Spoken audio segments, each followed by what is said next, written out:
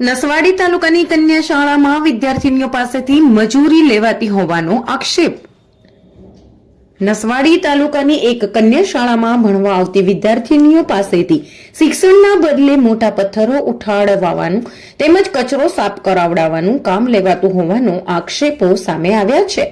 શાળામાં ભણવા આવતી છોકરીઓને વર્ગખંડમાં શિક્ષણ આપવાના બદલે શારીરિક મહેનતના કામ કરાવવા માટે વાપરવામાં આવી રહી હોવાના કારણે વાલીઓ તથા સ્થાનિકોમાં ભારે નારાજગી વ્યાપી છે.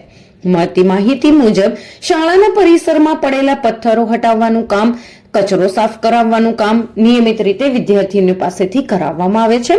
આ કારણે તેમના અભ્યાસ ઉપર ગંભીર અસર પડી રહી હોવાનું કહેવામાં આવે છે. વાલીઓનો આક્ષેપ છે કે છોકરીઓ શાળામાં ભણવા માટે આવે છે, મજૂરી કરવા માટે નહીં.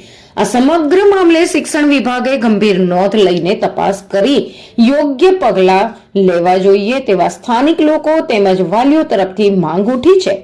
રિપોર્ટર ચિરાગ ગુપ્તા, છોટાઉદેપુર.